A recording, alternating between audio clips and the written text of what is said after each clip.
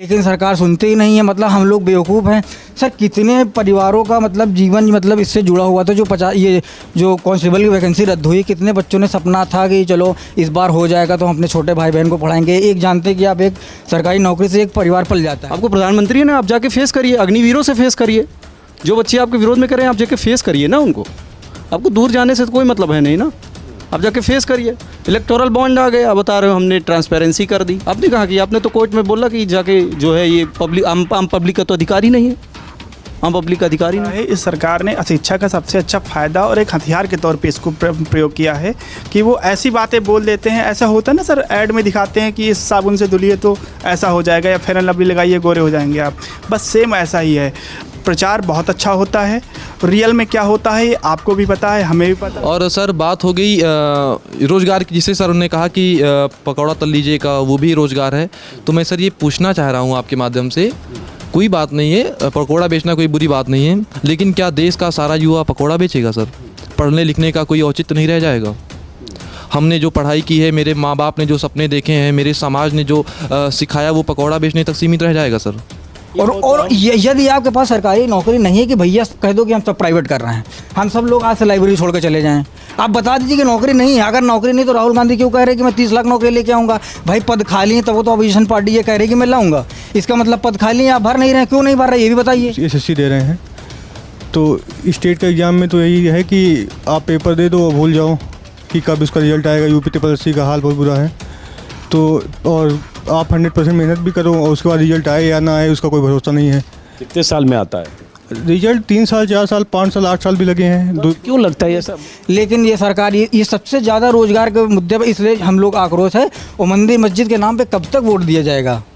अब वो जनता समझ चुकी है। अब इतना वो नहीं रहेगा कि तुमको मंदिर के नाम पे वही देगा जो अनपढ़ होगा। वो मंदिर मस्जिद हम लोग को खाने के लिए नहीं देगा, हम लोग को रोजगार चाहिए। 2014 के बाद देश आज़ाद हुआ, इसे लोगों को टिकट दे दिए कि हम लोगों को पढ़ना बेकार हो गया। हिस्ट्री का पढ़े का ना पढ़े, उनको देख के तो क्रोध आता है। 2014 के बाद बता रहे हैं देश आज़ाद हो गया, उनको देख के क्रोध आता है। कंगना रनौत उनको टिकट भी दे दी।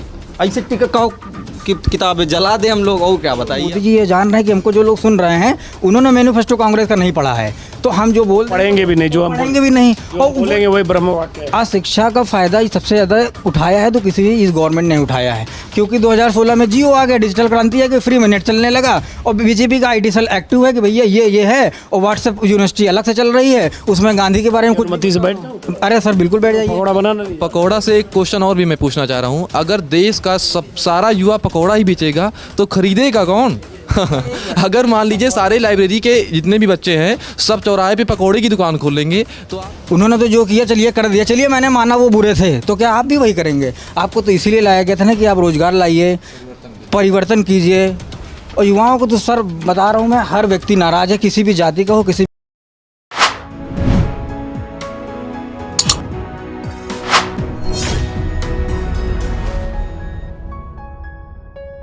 नमस्कार दोस्तों, ऐसे तो मेरी आवाज़ थोड़ी लाउड है, आदतन ज़ोर से बोलता हूँ, लेकिन जहाँ मैं आज आ गया हूँ यहाँ सब शांति से पढ़ाई कर रहे हैं, कोई आवाज़ नहीं है, बल्कि कहें एकदम सन्नाटा बिख रहा है।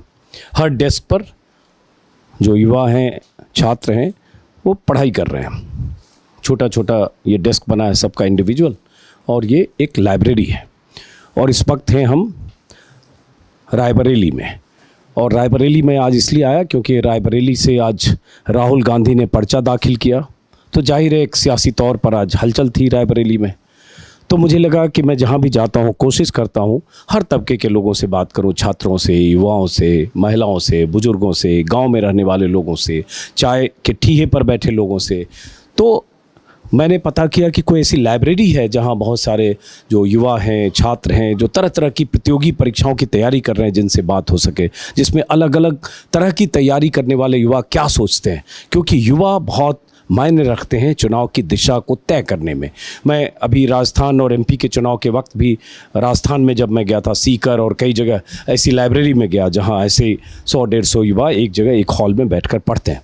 और इसका एक सिस्टम होता है शायद कि घंटे के हिसाब से या महीने के हिसाब से ये यहाँ पर डेस्क लेते हैं, और उसके बाद सब यहाँ पर आकर एक सीमित समय 6 घंटे 8 घंटे जो भी जिसके हिसाब से इन्होंने तय किया होगा यहाँ आकर पढ़ते हैं। और उसके बाद यहाँ उनको वाईफाई नेटवर्क मिलता है, डेस्क है जहाँ लाइट है, अपनी किताब है, अपनी कॉपी है, कुछ ऑनलाइन क्लासेस, बहुत सारे स्टूडेंट ऑनलाइन क्लासेस करते हैं शायद, हैं? हाँ, ऑनलाइन क्लास। ऑनलाइन करते हैं। और ये किस किस तरह की तैयारी करने वाले स्टूडेंट यहाँ होते हैं? वनडे एग्ज़ाम है, सिविल सर्विसेज हैं, नीट में भी है, IIT JEE के लिए भी बच्चे बैठते हैं जो एंट्रेंस एग्ज़ाम होते हैं उसके लिए भी है, और एकेडमिक्स के भी है। तो ये जैसे ये जो लाइब्रेरी है, चारों तरफ लाइब्रेरी की तस्वीर दिखाएं, यहाँ लगभग 100 सीट है, कितनी सीट है? 120 प्लस है। 120 प्लस सीट है। तो क्या तरीका होता है, जैसे आप लोग मंथली के हिसाब से या घंटे के हिसाब से, कैसे क्या होता है, प्रोसीजर क्या होता है? मंथली के हिसाब से फ़ीस होना था, ये एक वर्क स्टेशन की तरह है। आप अपना रीडिंग मटेरियल लाइए, आपको यहाँ पर बैठने के लिए सीट अवेलेबल कराई जाएगी, चार्जिंग पॉइंट रहेगा, AC मिलेगा, आपको वाटर फैकल्टी रहेगी। बाकी स्टडी मटेरियल आप अपने खुद से लाएंगे और आपको एक सेफ लोकेशन मिलेगी। लंच वगैरह लाते हैं या किसी को बाहर जाना होता है वो करते हैं? हाँ, जिसको बाहर जाना है, लंच करना है, जो अपना, जैसे मेरा टिफ़िन आया तो मैं टिफ़िन अपना तो बेसिकली एक इन्वायरमेंट के लिए है कि ऐसा पढ़ने के लिए एनवायरनमेंट, हाँ, माहौल होता है, इसलिए आते हैं। और एक मतलब फिक्स टाइम प्रोवाइड करता है आपको, जो है सिर्फ ये स्टडी टाइम है आपका, ना कोई डिस्टर्बेंस है ना कुछ है। तो उसी में ऐसा भी होता होगा कि चूंकि एक बना हुआ है वर्क स्टेशन, उसी में कोई रील भी देख रहा है, इंस्टा भी देख रहा है, देखने वाले देख भी रहे हैं, पढ़ने वाले पढ़ भी रहे हैं। पढ़ रहा है।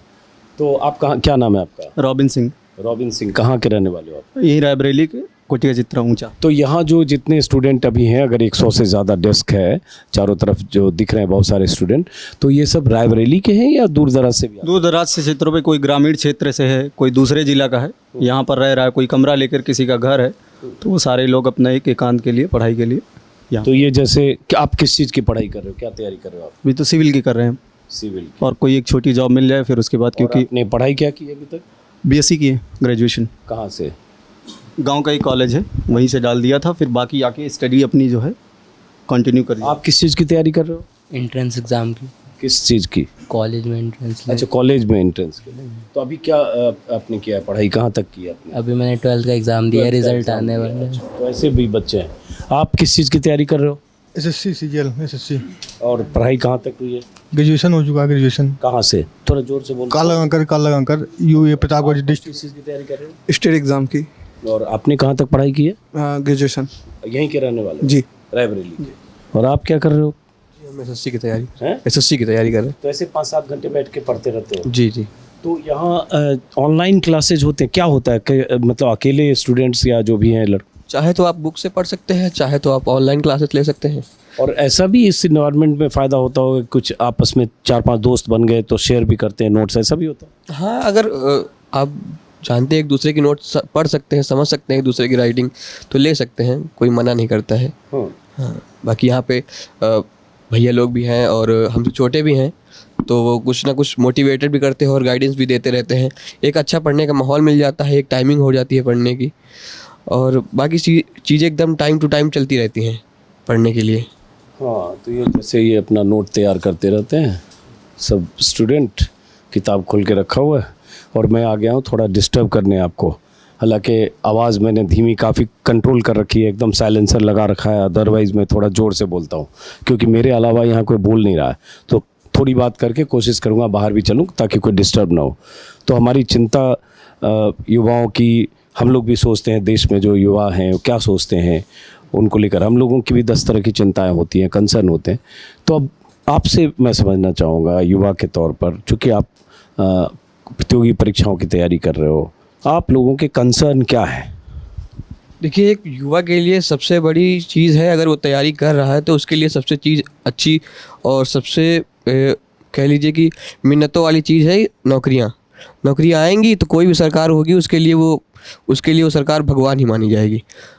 अब चाहे BJP हो या फिर कांग्रेस हो, चाहे सपा हो या फिर BSP हो, कोई भी सरकार हो, अगर वो नौकरियाँ दे रही है, अच्छी फैकल्टी दे रही है, विद्यार्थियों को क्या चाहिए? नौकरी चाहिए, क्योंकि वो उसी के लिए पढ़ रहे हैं। अब कोई भी सरकार आके नौकरी देती है तो फिर वो उनके लिए तो भगवान ही है। तो अब चूँकि आपने खुद कह दिया कोई भी सरकार आकर नौकरी देती है, तो सरकार के लिए फिर चुनाव हो रहा है देश में। अभी 2 दौर का चुनाव हो चुका, रायबरेली में भी चुनाव होगा, आज यहाँ पर्चा दाखिल भी हुआ है। जी जी। हालांकि आज दिलचस्प है, आज ही कांग्रेस की तरफ से राहुल गांधी ने पर्चा दाखिल किया, बीजेपी की तरफ से यहीं के जो स्थानीय लीडर हैं दिनेश प्रताप सिंह, सही नाम बोल रहा हूँ ना, जो पहले कांग्रेस में ही रहे 2018 के पहले, सोनिया गांधी के करीबी भी रहे, लेकिन कांग्रेस से अलग हुए, विधायक रहे, पूरा परिवार राजनीतिक है, और उसके बाद योगी सरकार में मंत्री हैं, लेकिन उन्होंने भी आज ही पर्चा दाखिल किया है। तो बहरहाल रायबरेली में चुनावी तौर पर ये दो उम्मीदवार हैं, और रायबरेली के अतीत पर, सियासी अतीत पर बहुत सारे वीडियो में मैं विस्तार से बात कर चुका हूँ, इसलिए उसको रिपीट नहीं करूँगा। तो हाँ, तो अब जो स्थितियाँ हैं सामने, तो उस चिंता में नौकरी और जो भी सरकार अच्छा करे, तो जो स्थिति है देश में आप जानते हो, तो आपके हिसाब से क्या लगता है, क्या बेहतर होना चाहिए जो नहीं हो रहा है, या बेहतर हो रहा है तो वो बताओ। देखिए, कोई भी चीज़ हो, या फिर कोई सरकार हो, कोई व्यक्ति हो, या फिर कोई भी समाज हो, वो कभी भी 100% सही नहीं हो सकता है। कोई भी चीज़ हो अपना 100% कभी नहीं दे सकती, चाहे वो कोई भी सरकार रही हो। तो बेसिकली क्या है कि चाहे जो सरकार हो, जो देश में चल रहा है, कभी नौकरियां आती हैं, फिर उसमें पेपर लीक हो जाते हैं, कभी रहा होगा कि नौकरियां आई ही ना हो, ऐसा भी हो सकता है। तो कहीं ना कहीं कुछ चीज़ें सही भी हैं और कुछ चीज़ें गलत भी हैं। तो सरकार के दो पहलू होते हैं, एक अच्छा एक बुरा। तो विपक्ष तो हमेशा चाहेगा कि ये सरकार, चाहे जो विपक्ष रहा हो, चाहे जो सरकार रही हो, वो हमेशा अपने अपोजिट पार्टी को गिराना ही चाहती है। तो अब आपके सामने बेसिक एकदम खुले शब्दों में है कि जो अगर गलत है या फिर नहीं है, अगर आपके सामने आपके विपक्ष में है कोई, तो आपको गिराना ही चाहेगा, अब चाहे आप सही हो या फिर गलत हो। थोड़ा खुल के को, क्या नाम है आपका? दिवाकर, यहीं के रहने वाले हो ना? तो खुल के कहो कि क्या 5 सालों में रोज़गार के सवाल पर, नौकरियों के सवाल पर, युवाओं के जो कंसर्न है उस पर बेहतर काम हुआ है या नहीं हुआ है, ये आपकी क्या राय है? नहीं, नौकरियों के तो ठीक है, मानते हैं कि नौकरियां आई हैं, और बहुत सारे लोग हमारे आंखों के सामने सेलेक्टेड भी हुए हैं इन्हीं 10 सालों में, बीजेपी सरकार में भी, और उसके पहले भी कांग्रेस सरकार थी तो उसमें भी तो सेलेक्टेड हुए हैं भाई। और जो लोग कहते हैं कि हाँ नौकरियां नहीं आ रही हैं या फिर हम सेलेक्ट नहीं हो पा रहे हैं, तो मैं उनसे पूछना चाहूँगा कि वो लोग कैसे सेलेक्ट हो गए जो इसी बीजेपी सरकार में सेलेक्ट हो गए। और अगर वो कह रहे हैं कि कांग्रेस सरकार में नौकरियां नहीं आ रही थी या फिर उसमें, तो वो लोग कैसे सेलेक्ट हो गए कांग्रेस सरकार में जब ये लोग नहीं हो पाए? तो कहीं ना कहीं तो आपको शिकायत नहीं है? हमें किसी भी सरकार से शिकायत नहीं है, शिकायत खुद से है। आप मेहनत नहीं करेंगे तो आप किसी भी सरकार में हो, अगर नौकरी आपके सामने रखी है और आपसे अगर एक एंट्रेंस एग्ज़ाम, एक ABCD अल्फ़ाबेट भी सुना जाए, अगर ना सुना पाए तो फिर उसमें आपकी गलती है। चलिए ठीक है, एक पक्ष ये भी है, अब बाकी लोगों से भी बात करेंगे। आप बताइए कि अब उनकी तो कोई शिकायत नहीं है कि चलो अगर कमी है तो खुद में है, और जो उन्होंने कहा आपने सुना? नहीं, हमारी तो बहुत सारी शिकायतें। क्या? बेरोज़गारी दर का बढ़ना, दूसरा नौकरियां जिस रेट से निकल रही हैं, क्या वो रेट कंप्लीट हो रहा है कि नहीं? 20 में निकाल रहे हो, जिस रेट से निकाल रहे हो उस रेट से कंप्लीट हो रही है कि नहीं? अभी हम आपको दिखा दें, नौकरी 2016 का UP SSC का टेक्निकल का DV अब आया। योगी जी का 8 साल हो गए प्रशासन में, लगभग 200 इंटरव्यू दे चुके होंगे। कितना बढ़िया प्रशासन है कि 8 साल में भी तक वो नौकरी नहीं दे पाए। अब डॉक्यूमेंट वेरिफिकेशन के लिए बुलाया जाता, मतलब प्रोसेस होता, पहले पेपर होगा, उसके बाद मेरिट लिस्ट आएगी, उसके बाद आपको बुलाया जाएगा। अब समझ लीजिए कैसे हुआ। 2021 से हमने दिया था लेखपाल का पेपर, UP SSC में पहले पेट की वैकेंसी निकली थी, तो हम पेपर दे रहे थे। एक लड़की जो है नकल में पकड़ी गई, फ़ोटो आई उसकी अखबार में। जब फाइनल मेरिट लिस्ट आई उसका सिलेक्शन में नाम आ गया। ऐसे UPSI में ये भैया भी बैठे हैं, ये भी ऐसे ही धांधली का शिकार हुए UPSI में। अभी पुलिस की वैकेंसी है, जब मैं 12 में था 2019 में, तब जो है ऐसा होता था कि हाँ पुलिस की वैकेंसी आएगी, अभी देखना है, बाद में आ जाएगी। उसके बाद होते हुए तो वो ओवर एज होने वाला था, तब लास्ट में पुलिस की वैकेंसी यही डाली, पेपर लीक हो गया। RO डाला, पेपर लीक हो गया। अग्निवीर वाला, उससे पहले मैं फुल टाइम एयरफोर्स की तैयारी करता था, लास्ट वाला वैकेंसी सब कुछ क्लियर ही था ऑलमोस्ट, वो पूरी वैकेंसी ही, पूरा प्रोसीजर हो गया था मेडिकल, उसके बाद वो उसने पूरा कैंसिल कर दिया। 20 साल की नौकरी को 5 से भाग दे के 4 साल की बचा दी। 57-58 हज़ार रुपये लगभग जो है सैनिकों का वेतन होता है। जब पहले महीने जाएंगे बेसिक 34 हज़ार रुपये, फिर उनका जो है गेट ये सब मिलाकर, और अब 21 हज़ार मिल रहा है। 8 हज़ार सरकार दे रही है, 8 हज़ार सेना दे रही है, कुल मिलाकर 39 हज़ार हुआ। मतलब सैनिक का वेतन भी 17 हज़ार एक महीने का काट रहे हैं। ऐसी भारत में कोई नौकरी नहीं जिसमें 20 दिन छुट्टी मिलती हो सैनिकों को। मतलब सैनिकों के नाम पर आप 2014-19 में सरकार चलाए और सैनिकों को इतना हाल। एम्बुलेंस में उनका शव आ रहा है, नौकरियां निकल नहीं रही, 3 बार पेट करा चुके हो। अब जैसे मुंडन में 121 151 दिया जाता है, वैसे यूपी ट्रिपल एस सी में नौकरियाँ निकाल रहे हो। 52 54 56 विद्यार्थी कितने हैं? 25 लाख 30 लाख 35 लाख। टीचर वालों को पहले बीएड करा दिया आप कानून ला के कि बीएड बीटीसी सब चल जाएगा। उसके बाद अब सुप्रीम कोर्ट में गलत नियम निकालोगे, फिर युवाओं को भड़काओगे, फिर कहोगे अच्छा ये तो गलती हो गई, अब फिर आप ऐसे कर लीजिए, नियम दूसरा बदल गया।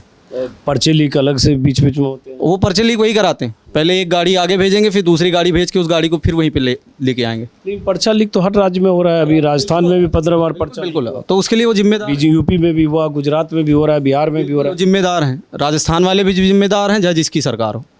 अशोक गहलोत जिस मामले में फेल थे, सरकार ने हटा दिया, युवाओं ने दिखाया ना। यहाँ तो अलग ही मामला चल रहा है, गलतियाँ भी कर रहे हैं और उसके बाद जो है। है। क्या चाहते हो सरकार से? देखो, युवाओं को सबसे पहले रोजगार, एक टाइम टेबल जो है बोर्ड का, बोर्ड क्या दिखाता है कि भाई हम जनवरी में पेपर। वोटर हैं आप? पहली बार के वोटर? हाँ जी, पहली फर्स्ट टाइम? फर्स्ट टाइम के वोटर हैं। तो युवाओं को क्या चाहिए भाई, आप अपना टाइम टेबल फॉलो करिए, ठीक है। और सारे सरकारी के लिए नहीं भाग रहे हैं कि पहले कांग्रेस में पहले भर्तियां जब पोस्ट ऑफिस से होती थी 1 साल में क्लियर हो जाती थी, जिसमें पोस्ट ऑफिस से लोग अपना पत्र भेजते थे, पोस्ट ऑफिस से एडमिट कार्ड आता था। अब इंटरनेट का ज़माना है, आप सोचिए 2016 का डीवी अब हो रहा है, लेखपाल 2021 की भर्ती अभी ज्वाइन नहीं हुई। तो ऐसे बहुत बहुत गड़बड़ माहौल है। डिजिटलाइजेशन हो रहा है कि ये क्या है, डिजिटलाइजेशन में तो तुरंत। तो इस बार क्या चाहते हो आप लोग वोटर के अधिकार के तौर पर? वोटर तो हम सरकार के खिलाफ ही देंगे। चलिए, अब इस पर हम वापस हम आते हैं आप लोगों के पास भी। एक बार यहाँ कुछ लोग एक साथ दिख रहे हैं, जरा कैमरा पीछे जाइए आराम से। आप किस चीज़ की तैयारी कर रहे हो? मेरा यूपीपी हैं? यूपीपी की यूपी पुलिस की? जी आप सर। उधर ही बैठो, कोई बात नहीं, आराम से बैठो आप। यूपी पुलिस की। क्या शुभ नाम है आपका? अंकित यादव, कहाँ से कहाँ के रहने वाले? रायबली की। तो अंकित, आपकी चिंता क्या है? मतलब चूंकि आप तैयारी कर रहे हो एग्ज़ाम की, लगता है सब कुछ सही हो रहा है या कुछ परेशानी है? कुछ लगता है जो होना चाहिए जिस दिशा में नहीं हो रहा है? सर सबसे पहले तो एग्ज़ाम होना चाहिए, बाकी चिंता तो इसी की है कि एग्ज़ाम इस साल होगा कि 2 साल बाद होगा। पेपर ये करा ले जाएं, वैकेंसी आते आते 4 साल हो जाता है, एग्ज़ाम कराते कराते 2 साल, फिर उसके बाद लीक हुआ, फिर 2 साल, टोटल 10 साल का इनका रेशियो है। एक का? सरकार का 10 साल लग जाता है सर एक पुलिस की नौकरी देने में इनको, जिसमें मात्र 7-8 महीने का काम है अगर सही से कराएं सब कुछ। तो पर्चा लीक एक समस्या है। जी सर, पर्चा लीक होता है, हम लोग एग्ज़ाम दे के आ रहे हैं, लगता है कि एग्ज़ाम अच्छा हुआ है, घर जाके अपना। आपने क्या क्या एग्ज़ाम दिया अभी तक? एग्ज़ाम दिया है आपने? हाँ सर। कितनी बार? क्या क्या? सर यूपीपी का दे चुके हैं, एसएससी जीडी 3 बार दे चुके हैं, वीडियो दे चुके हैं, और रेलवे का था सर। तो वो एग्ज़ाम जो आपने दिया उसमें डिसक्वालीफाई होना या पास नहीं करना एक बात है, और डिले होना दूसरी बात है। तो वो ज़रा समझाइए। सर डिले होना मतलब जैसे सर वैकेंसी 2019 में मैंने भी एग्ज़ाम दिया था यूपीपी का, उसमें सेलेक्ट हो गया था, फाइनल कट ऑफ से बाहर हो गए थे। उसके बाद वेट करते करते अब इधर आई 2024 में वैकेंसी। 4 साल बाद आई? हाँ सर। 4 साल बाद। जी, अब उसके बाद वेट करते करते इसमें भी होता है कि अब हो जाएगा मेरा, लगता है कि ओवर एज हो गया। हर चीज़ की एक सीमा होती है, अब 26-27 साल का हो रहा हूँ, कब तक पढ़ाई करता रहूँगा। लगता था इस बार हो जाएगा, लेकिन उसके बाद फिर पता चलता है अभी बैठना तुमको और। नहीं, तो एक बात, 2 बातें होती है ना। एक है कि हो जाएगा या नहीं होगा, वो तो फिर मेरिट का इशू हो जाएगा। जिसको मेरिट होगा वही होगा। हज़ारों प्रतियोगी किसी एग्ज़ाम में बैठते हैं और उसमें से सैकड़ों सेलेक्ट होते हैं, तो वो तो फिर प्रतियोगिता का सवाल है, मेरिट का है। और अगर देर होती है या हर साल नहीं आ रही है, 4 साल पर वैकेंसी आ रही है, या पर्चा लीक हो जा रहा है, या अपॉइंटमेंट फाइनल होने में देर हो रही, वो एक सवाल है। तो वो कंसर्न है सर। जैसे अब वैकेंसी दीजिए, हम तैयारी तो कर रहे हैं, अगर नहीं होगा वो तो वैकेंसी डिले। हाँ वैकेंसी डिले सर। अब मैं तो तैयारी कर रहा हूँ, अब नहीं आ रही वैकेंसी तो उसमें मैं क्या करूँ, क्या कर सकते हैं सर बताइए। वैकेंसी अब आ रही है तो हम तैयारी लगे बराबर। क्या, कहाँ तक किया आपने? सर मेरा ग्रेजुएशन है। कहाँ से किया है? सर यहीं से अमावा के पास एक कॉलेज। नोट बना रहे हो आप? जी सर, नोट्स बने हुए, पढ़ रहे हैं, रिवीजन कर रहे हैं उनका। चलो रिवीजन करो, बहुत ज़्यादा डिस्टर्ब नहीं करना चाहता हूँ, लेकिन फिर इधर आपका क्या शुभ नाम है? सर मेरा नाम देश दीपक है। मैथिली शरण गुप्त की कविता देख रहे हैं, पढ़ रहे हो आप? जी सर, हिंदी पढ़ रहे हैं सर इस समय। हिंदी? जी सर। तो क्या पढ़ाई कर रहे हो? हिंदी व्याकरण। हैं? हिंदी व्याकरण। बंदर के हाथ में आईना, बंदर के गले में मोतियों की माला, छुछुंदर के सिर पर चमेली का तेल, एक नागिन, क्या क्या ये सब, एक करेला दूजे नीम चढ़ा। ये मुहावरे पढ़ रहे हो आप? जी सर, लोकोक्ति हैं सर ये। लोकोक्तियाँ और मुहावरे। जी सर। तो क्या विषय क्या है, किस चीज़ की तैयारी कर रहे हो? सर ये हिंदी है, और मैं सर बीएड का छात्र हूँ, और साथ में वनडे एग्ज़ाम की तैयारी भी कर रहा हूँ सर। क्योंकि सर एक एग्ज़ाम के भरोसे तो बैठ नहीं सकते, 6-7 साल में एक वैकेंसी आती है, तो अन्य एग्ज़ामों की तरफ। 7 साल में आती है? सर टीचिंग के एग्ज़ाम, सर पुलिस का एग्ज़ाम 2019 में हुआ और अब 2024 में हुआ, 5 साल हो गए हैं सर। और उसके बाद भी देख रहे हैं सर, पेपर लीक हो गया पुलिस का। और अब 6 महीने के अंदर एग्ज़ाम कराने के लिए उन्होंने आश्वासन दिया है। अब देखिए 6 महीने में हो पाता है कि नहीं, 3 महीने तो बीत ही चुके हैं सर। तो आप यहाँ इस लाइब्रेरी में कितने दिन से आ रहे हो? सर मुझे 4 महीने हो गए हैं सर आते हुए। और ये कितने साल से तैयारी कर रहे हो एग्ज़ाम्स की? सर 2020 से तैयारी कर रहा हूँ सर। अच्छा, तो हो गए 2024। जी सर मैंने तो आप क्या क्या एग्ज़ाम दिया आपने? बीएड किया हुआ है? जी सर। क्या क्या एग्ज़ाम दिया आपने? सर वैसे तो सर मैंने सीटेट एग्ज़ाम दिया है, उसके आगे जो सुपर टेट एग्ज़ाम होते हैं उसकी तो अभी वैकेंसी आई नहीं है। और सर एसएससी की एग्ज़ाम दिए हैं और यूपी पुलिस की एग्ज़ाम दिया था ये सर, कांस्टेबल की। तो क्या चाहते हो सरकार से, क्या अपेक्षा है? और चूंकि आप वोटर हो, पहली बार वोट करोगे, वोट कर चुके हो? बार वोट कर चुके हैं सर, दूसरी बार वोट करेंगे सर। लोकसभा में या विधानसभा में? सर दोनों में एक बार वोट कर चुके हैं सर। अच्छा, एक बार वो 19 और 22 आपने वोट किया। जी सर। तो इस बार क्या चाहते हो आप? सर मैं चाहता हूं सर कि एक युवा होने के नाते नौकरियों में अवसर प्रदान किए जाएं और एक निश्चित समय सारणी निश्चित करी जाए जिसके अंतर्गत एग्ज़ाम हों। सर चुनाव होता है तो उनकी डेट निश्चित होती है, लेकिन एग्ज़ाम होता है उसकी डेट निश्चित नहीं होती है। सर ये बड़ा सवाल है सर। युवाओं की चिंता। आप क्या, किस चीज़ की तैयारी कर रहे हम भी वनडे एग्ज़ाम की तैयारी करते हैं। हो? वनडे एग्जाम में क्या क्या होता है? यूपीपी, एसआई और रेलवे, इसी सब एग्ज़ाम की तैयारी सब सारे बच्चे यहाँ करते रहते हैं। वैसे हम भी हैं। क्या नाम है आपका और कहाँ से हो? हमारा नाम मोहम्मद आरिफ है, हम यहीं रायबरेली के रहने वाले हैं। तो आरिफ, क्या चिंता है, क्या चाहते हो आप लोगों के लिए? सरकार को क्या बेहतर करना चाहिए जो नहीं हो रहा है? या जब आप वोट करोगे तो आपके जहन में क्या होगा, आपके सवाल, आपके मुद्दे क्या होंगे? हम ये चाहते हैं कि सरकार कोई भी हो, अगर युवा बेरोजगार हैं तो उनको नौकरी दें। ये नहीं कि पेपर आज हुआ कल लीक हो गया। ऐसा ज़्यादातर यूपी में होता रहता है अधिकतर। अभी लेखपाल पेपर हुआ था, वो भी हाई कोर्ट चला गया। अब उसका भी कोई मतलब सुनवाई उसमें भी कोई नहीं हो रही है। इधर भी 2-3 बच्चे थे, इनसे बात हुई शायद। आपका क्या शुभ नाम है? आदित्य पांडे। आदित्य पांडे। आदित्य पांडे, पार्टनरशिप, साझेदारी। क्या पढ़ रहे हो आप? मैथ है जी। मैथ है? मैथ। तो आदित्य किस चीज़ की तैयारी कर रहे हो आप? एसएससी की। एसएससी। एसएससी। और पढ़ाई कितनी हुई आपकी? ग्रेजुएशन कर लिया। ग्रेजुएशन कहाँ से? प्रतापगढ़ से। तो प्रतापगढ़ से यहाँ आए हो रायबरेली ये तैयारी करने की? जी जी जी। तो कोई कोचिंग भी करते हो, क्या करते हो? नहीं, कोचिंग नहीं, ऑनलाइन करते हैं। ऑनलाइन ही करते हैं सब कुछ। ऑनलाइन करते हो? एक और लड़के को मैंने देखा ऑनलाइन कुछ करते हुए, बहुत मगन है बहुत। 1 मिनट इधर आना पहले, उसके बाद आ रहा हूँ आदित्य आपके पास। आपको 30-40 सेकंड के लिए डिस्टर्ब करूँ जरा? लाइव क्लास चल रहा है। अच्छी लाइव चल रहा है? ओ, लाइव क्लास हो रहा है तो डिस्टर्ब हो जाएगा। ये आज किस चीज़ की क्लास हो रही है? रीजनिंग का। अच्छा, ऑनलाइन इनका क्लास चल रहा है। चलिए कोई बात नहीं। तो यहाँ आते हैं। हाँ आदित्य ना? जी यस जी। तो आपने अभी तक क्या क्या एग्ज़ाम दिया है? अभी एसएससी का एग्ज़ाम दिया, यूपीपी का एग्ज़ाम भी दिया था और बाकी स्टेट के जितने एग्ज़ाम हैं वो दे रहे हैं। तो यूपीपी में हुआ था, हाइट नहीं फिट थी, 1 सेंटीमीटर कम था तो हाइट नहीं हो पाए। बाकी स्टेट का एग्ज़ाम दे रहे हैं और ये एसएससी दे रहे हैं। तो स्टेट का एग्ज़ाम में तो यही है कि आप पेपर दे दो, भूल जाओ कि कब इसका रिजल्ट आएगा। यूपी ट्रिपल एससी का हाल बहुत बुरा है। तो और आप 100% मेहनत भी करो और उसके बाद रिजल्ट आए या ना आए उसका कोई भरोसा नहीं है। कितने साल में आता है रिजल्ट? 3 साल, 4 साल, 5 साल, 8 साल भी लगे हैं। क्यों लगता है ऐसा? मुझे आइडिया नहीं है, चूँकि पढ़े हुए ज़माने हो गए, कॉलेज से निकले, लेकिन ये सब सुनते हैं तो लगता है इतना टाइम क्यों लगता है? 3 साल या 4 साल, या वैकेंसी 2019 के बाद 24 में आ रही है? पहले तो पेपर होगा, पेपर होने के बाद वो उस पेपर लीक होगा तो फिर उसके बाद फिर से पेपर होगा, तो उसके बाद फिर से रिजल्ट आएगा। तो काफ़ी चीज़ें इसमें प्रोसेस है, तो इसमें टाइम लग जाता है इसीलिए। तो एक वोटर के तौर पर आपने, हाँ बोलिए। उसके बाद कोर्ट में भी जाएगा तो 2-4 क्वेश्चन गलत होगा, उसका होगा, तो इसमें 3-4 साल 5 साल लग ही जाता है। यही प्रोसेस है। तो आपने एक वोटर के तौर पर, आपको पता है आज नॉमिनेशन हुआ है सब बीजेपी कांग्रेस सबका, यहाँ वोटर कहाँ के हो आप? हम प्रतापगढ़ डिस्ट्रिक्ट हैं। प्रतापगढ़ के हो, कोई बात नहीं, जहाँ के भी हो। तो एक वोटर के तौर पर आपका इस चुनाव में क्या मुद्दा है जो वोट देते वक्त आपके जहन में होगा, जिसके आधार पर आप वोट करोगे? मुद्दा ये होगा कि देखिए, ये हम लोगों को रोज़गार चाहिए, नौकरियाँ चाहिए, तो नौकरियों में पारदर्शिता हो। मतलब कि हम लोग मेहनत कर रहे हैं तो उसका रिजल्ट आए। ये नहीं कि जो मेहनत नहीं कर रहा है, जो तैयारी कर रहा है पैसों की, वो पैसा दे के हो जाए और हम लोग इधर पढ़ते ही रह जाएँ। एज चली जाए। तो यही मुद्दा है कि मतलब हर सब कुछ जो ये हो रहा है ये पारदर्शिता से हो, बाकी तो ठीक ही है। आपका क्या शुभ नाम है? शत्रुघ्न प्रताप सिंह। शत्रुघ्न प्रताप सिंह, यहीं के रहने वाले हो? जी, लोकल। तो आप किस चीज़ की तैयारी कर रहे हो शत्रुघ्न? स्टेट एग्ज़ाम की। स्टेट एग्जाम में क्या क्या होता है जरा बताओ।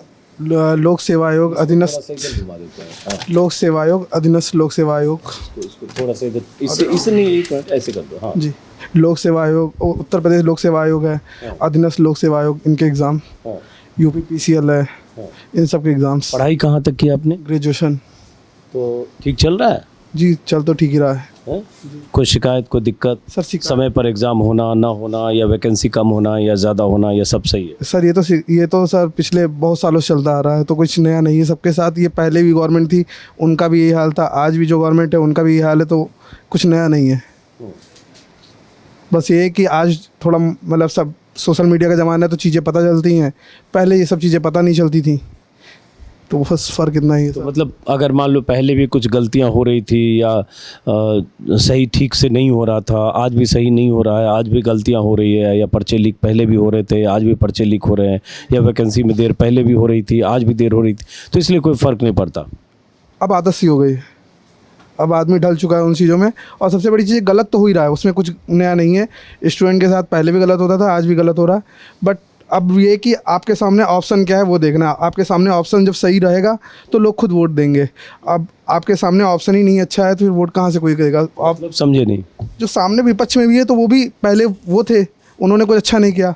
आज जो सरकार सत्ता में है वो भी उसी मतलब उसी लेवल पे चल रही है, तो उसमें सीधी सी बात है कि दोनों में जब कुछ अंतर ही नहीं है तो फिर कहाँ से कोई चुनेगा अलग से? आप ऑप्शन अच्छा लाएंगे तो लोग वोट देंगे।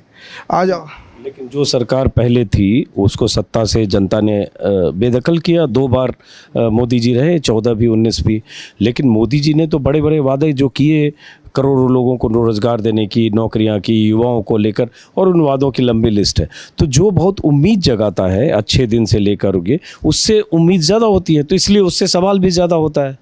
तो मोदी जी ने सरकारी नौकरी देने का तो वादा नहीं किया, सरकारी करोड़ों नौकरी। उन्होंने बोला था कि लोगों को अपने कदमों पे खड़ा करना है। बहुत लोग प्राइवेट नौकरी कर रहे हैं उस लेवल पे जिनको आज रोज़गार नहीं था, आज कई बड़ी बड़ी कंपनियां खुल रही हैं जो आज जनरली वहाँ पे जाके जॉब कर रहे हैं। सरकारी नौकरी का तो वादा नहीं किया था उन्होंने कि मैं करोड़ों नौकरियाँ सरकारी दूंगा।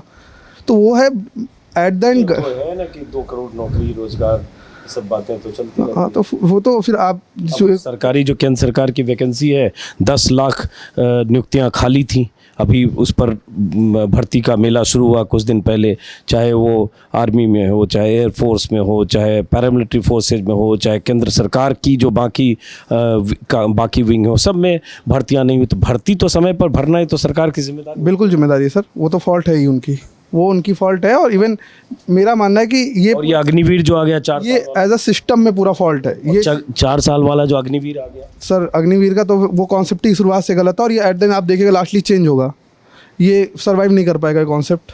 गलत है ना ये तो उन्होंने ट्राई किया नई चीज़, अगर आप वो मतलब सफल नहीं होगा तो आगे चल के वो चेंज करेंगे।